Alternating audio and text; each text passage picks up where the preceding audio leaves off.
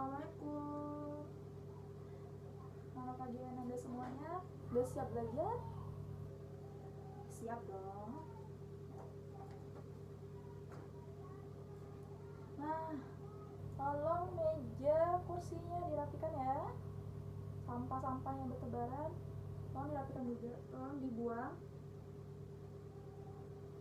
Udah, ayo makanya dipercepat. Ya, udah masuk semuanya kan? Sebelum kita memulai pelajaran, ada baiknya kita memulai pembelajaran kita dengan berdoa terlebih dahulu. Kepada ketua kelas, tolong dipimpin doanya.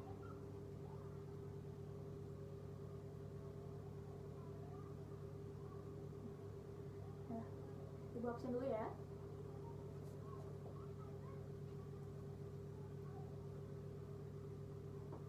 Aziza Wulandari Elsa, Anissa Karimah, Fitri Huryatul Jannah, Megawati, Miftahul Jannah, Nanda Safira. Nanda Safira mana? Wilda Hayati, Maulid Ramanisa, Lara Lutfianisa, Fauzia. Fauzia mana?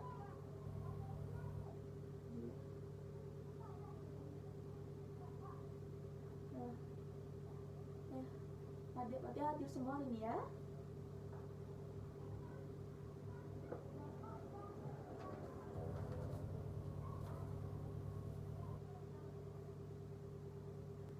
Oke, sebelum kita masuk ke materi yang baru, Ibu ingin nge-review terlebih dahulu materi kita pada minggu kemarin. Kemarin kita udah belajar tentang gerak pada makhluk hidup dan lingkungan sekitarnya. Ada gerak pada benda dan gerak pada makhluk hidup. Pada benda ada gerak lurus dan gaya. Ibu ingin nanya ke Nanda, apa aja macam-macam dari gerak lurus? Oke, perpindahan, kecepatan, kelajuan, percepatan. Makasih Nanda, benar ya. Terus selanjutnya tentang gaya. Ibu ingin nanya ke siapa ya? Oke, Lara. Pada gaya terbagi atas dua, ada gaya sentuh dan tak sentuh. Gaya sentuh apa aja? Oke, gaya otot benar. Gaya gerak gesek. Oke, gaya tersentuh, gravitasi, dan gaya magnet. Benar sekali. Kasih hapus dulu Lara. Oke, selanjutnya kita bakalan masuk materi baru, yaitu tentang usaha dan pesawat sederhana. Ibu harap Ananda semua tetap semangat dalam menjalani pembelajaran ini, karena materi ini adalah sangat dekat dengan kehidupan kita sehari-hari. Nah, dimana tujuan pembelajaran pada hari ini yaitu Ananda diharapkan untuk bisa menjelaskan tentang konsep dari usaha. Kemudian Anda juga dituntut untuk dapat menjelaskan konsep dari pesawat sederhana serta penerapannya dalam kehidupan sehari-hari. Dimana batasan materi yang bakal kita bahas yaitu usaha, pengertian usaha, macam-macam apa saja pesawat sederhana, dan penerapannya pada kehidupan sehari-hari. Pada materi pertama, Ibu akan membahas tentang apa itu usaha. Sebelumnya Ibu ingin nanya dulu ke Fauzia deh. Fauzia tadi dari rumah ke sekolah itu perginya naik apa? Jalan kaki. Itu kira-kira jamnya berapa ya? Dari rumah ke sekolah? berapa, 2 kilo? Wah, jauh banget ya. Nah, berarti dari hal yang dilakukan Fauzia tadi itu sudah termasuk dalam penerapan usaha.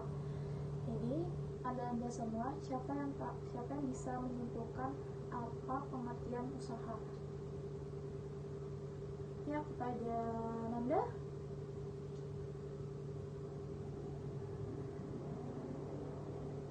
Wah, tepat sekali ya. Jadi usaha itu adalah energi yang disalurkan gaya ke suatu benda sehingga benda tersebut bisa bergerak atau berpindah. Dengan kasus Fauzia tadi, bahwa Fauzia dia bergerak, dia menyalurkan energinya untuk dirinya sendiri, untuk bergerak melalui gaya, sehingga dia melakukan perpindahan dari rumah ke sekolah. Nah, di sini. Nah, contoh yang lainnya, ibu berdiri di sini, terus ibu bergeser selangkah ke sebelah. Apakah ibu melakukan usaha? Nah, iya, benar, ibu melakukan usaha. Siapa tahu kenapa?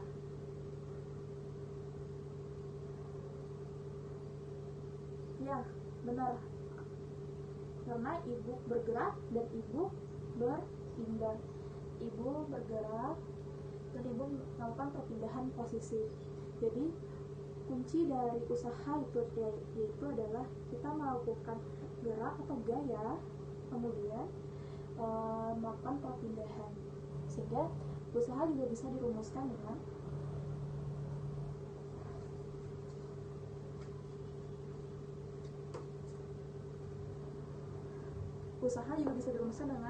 W sama dengan F kali delta S, di mana F sama dengan gaya dan delta S adalah perpindahan, dimana gaya, dimana usaha itu berbanding lurus dengan gaya.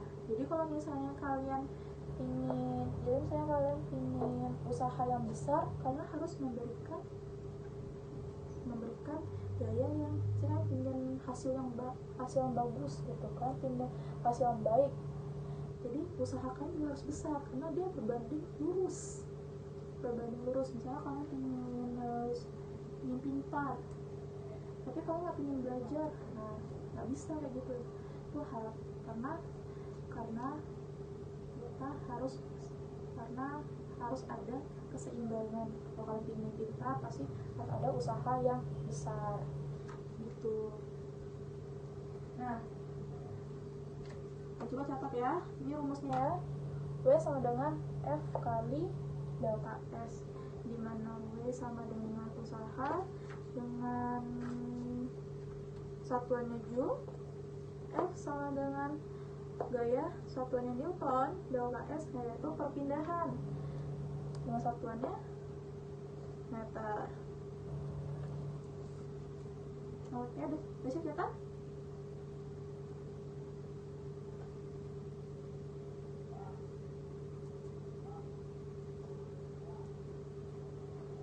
Ibu masuk contoh soal ya.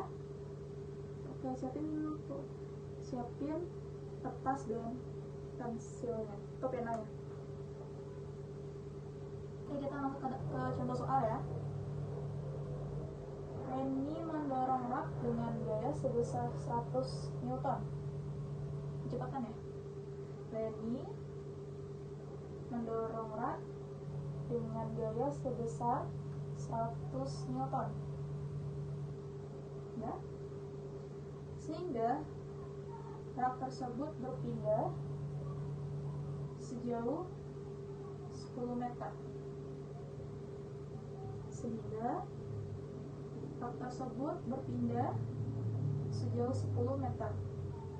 Udah? Pertanyaannya, berapakah besar usaha yang dilakukan oleh Reni? Nah, jawab ya. Yang bisa jawab pertama dapat nilai plus.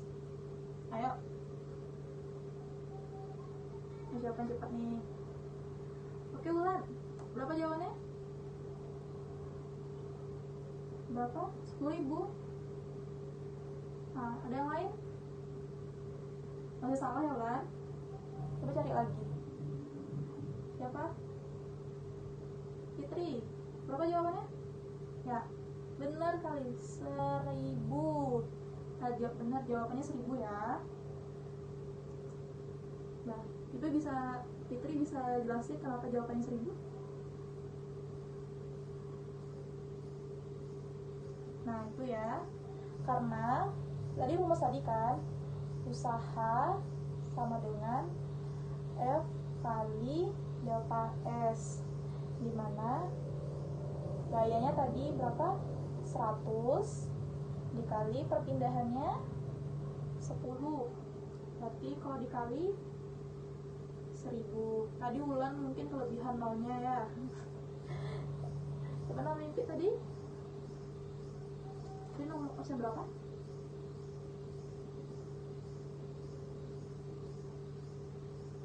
Nah, itu udah dapat plus nih. Ya, adik Ananda yang lain semangat ya. Ketika kita melakukan satu aktivitas, pasti kita ingin melakukan suatu usaha itu dengan mudah. Contohnya kayak kasus Fauzia tadi. Fauzia dari rumah ke sekolah ya 2 km itu dengan jalan kaki. Jadi capek kan? Tapi dengan alat bantu, atau misalnya Fauzia pergi dengan sepeda atau diantar orang tua dengan motor, pasti lebih enak, nggak capek ke sekolahnya. Nah, kita contohnya Ananda misalnya belajar sendiri, pasti butuh usaha yang lebih, harus nyari materi sendiri, lalu pikir sendiri. Tapi kalau misalnya kan ada yang bantu, teman bisa ngajarin, atau les, ada guru les yang bantu, karena kita belajar lebih masuk ke otak, lebih gampang dipahami, benar kan? Maka itu kalau di fisika itu disebut pesawat sederhana. Jadi siapa yang bisa menyimpulkan apa pengertian dari pesawat sederhana dari contoh-contoh yang ibu sudah sampaikan tadi? Ya, kepada Maulid dipersilakan. Benar, apa yang dikatakan Maulid benar ya, bahwa pesawat sederhana adalah alat-alat yang digunakan untuk memudahkan atau membantu kita di kehidupan sehari-hari. Nah, ibu kasih waktu 3 menit untuk mendiskusikan dengan teman sebangkunya apa saja yang tergolong dalam pesawat sederhana. 3 menit ya. Nah, siapa yang bisa sebutkan apa saja yang tergolong dalam pesawat sederhana? Oke, Megawati, silakan. Oke, katrol benar. Bidang miring benar. Roda berporos. Yang terakhir, pengungkit benar. Kasih aplaus untuk Megawati dulu. Nah, benar apa yang dikatakan Megawati, bahwa yang termasuk dalam tergolong dalam pesawat sederhana ada 4. Ada bidang miring, roda berporos, pengungkit, dan katrol. Nah, pertama kita akan membahas tentang katrol. Mungkin Anda semua masih agak asing dengan kata-kata katrol, tapi mungkin yang tinggal di masih ada di rumahnya masih nimba, itu yang disebutkan katrol. Menimba atau pengerek bendera, kita ngeliat bendera, itu juga penerapan dari katrol. Jadi katrol ini terbagi atas 3. Ada katrol tetap, katrol bebas, dan katrol majemuk. Katrol bebas. Katrol bebas salah satu contohnya yaitu alat timba yang kita gunakan ketika di mandian. Mungkin yang masih menggunakan timba, itu salah satu contoh dari penerapan katrol tetap. Kemudian katrol bebas. Yang pernah main Flying Fox siapa? Ini flying fox tuh yang dia yang bisa bergeser. Nah, itu salah satu dari penerapan katrol bebas. Flying fox salah satu contohnya. Terus katrol majemuk. Katrol majemuk apa sih, Bu? Katrol majemuk adalah perpaduan antara katrol bebas dan katrol tetap. Nih, biasanya tuh katrol majemuk ini itu digunakan pada industri-industri atau pekerja. Kalau misalnya angkat barang, dia mau angkat barang tuh dipindahin. Itu salah satu penerapan contoh dari katrol. Bu, kalau bendera penerapan katrol yang bagian mana ya, Bu? Nah, siapa yang tahu? Bendera. Ini siapa yang tahu? Yang tahu Ibu kasih nilai plus. Ayo. Ya, Wilda. Pendapat katrol yang mana? Nah, katrol tetap ya. Wilda, maksudnya berapa?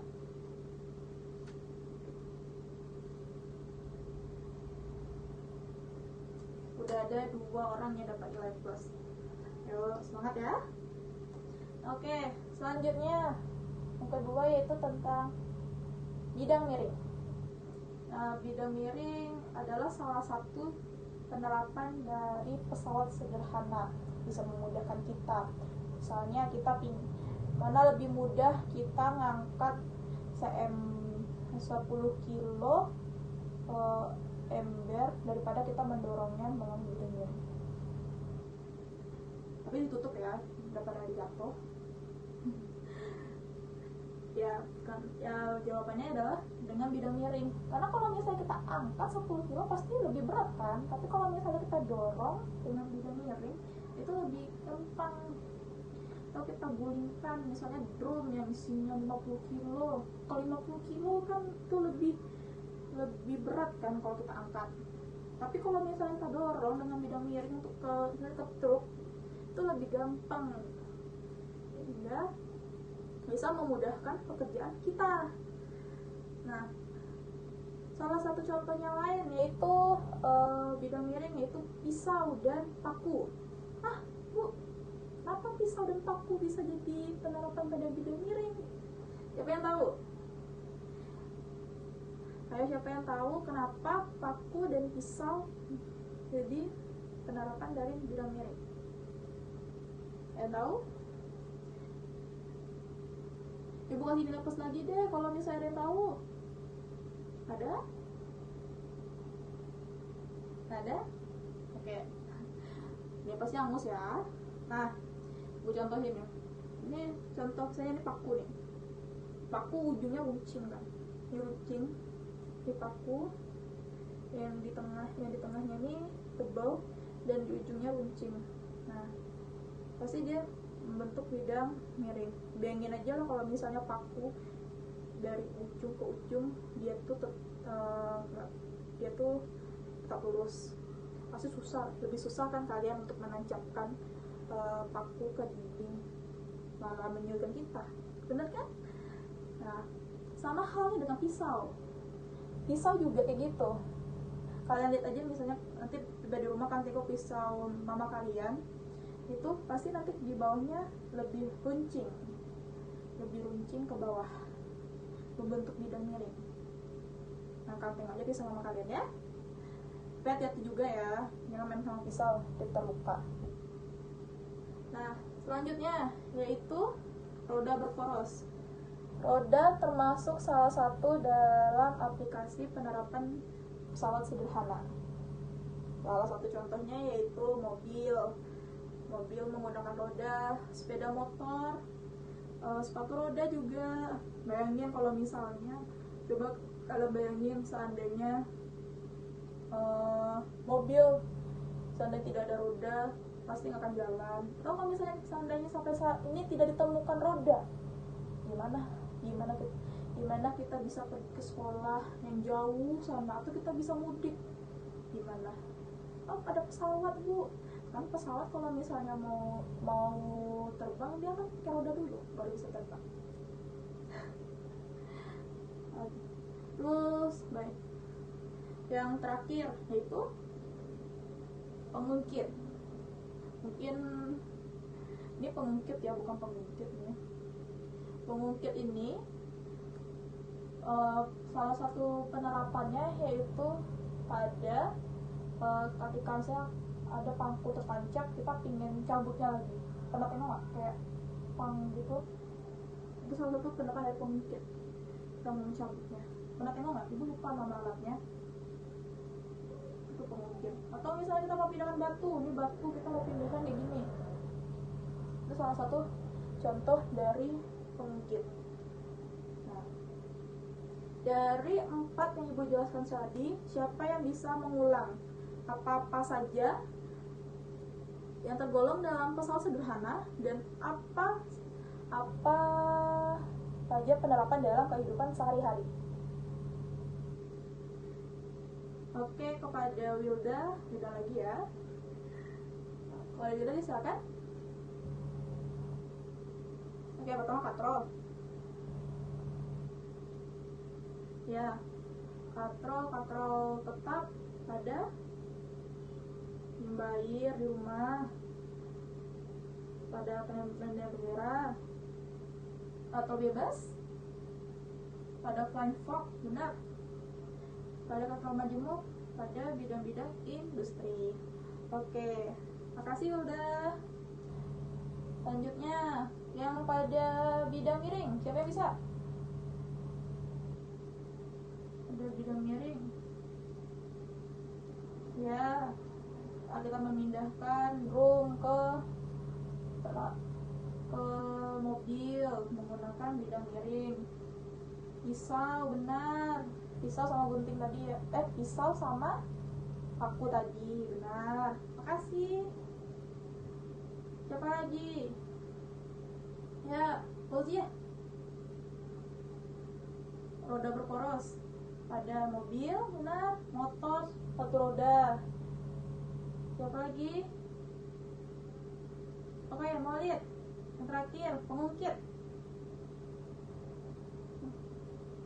Ada kita mencabut paku juga bisa. Oke, memindahkan batu dengan kayu. Oke, makasih.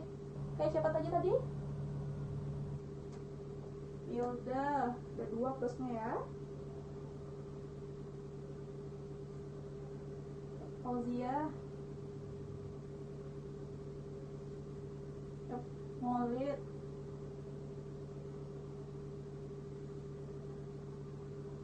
tadi yang bidang miring tadi siapa yang jawab?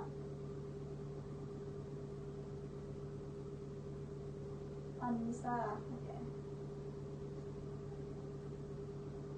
Udah 5 orang nih yang dapat nilai plus nih. Oke.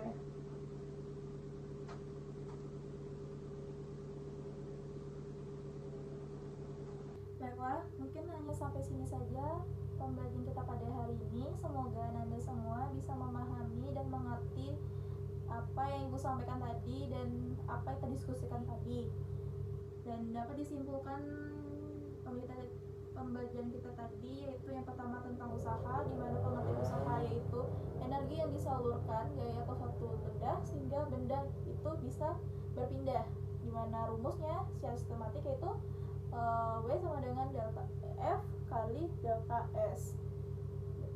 F adalah gaya dan delta S adalah perpindahan, dan satuannya dari usaha yaitu joule.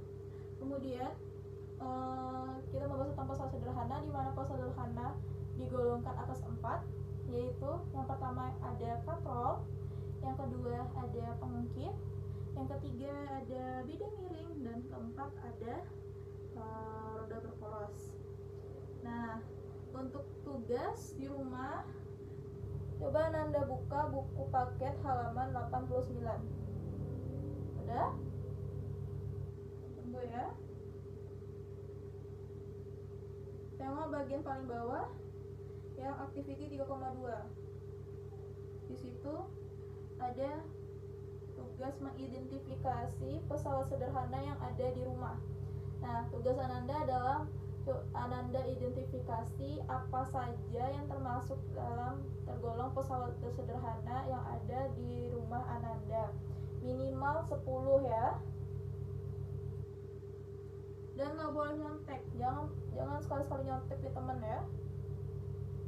Kita harus jujur. Nah, minggu depan kita akan membahas tentang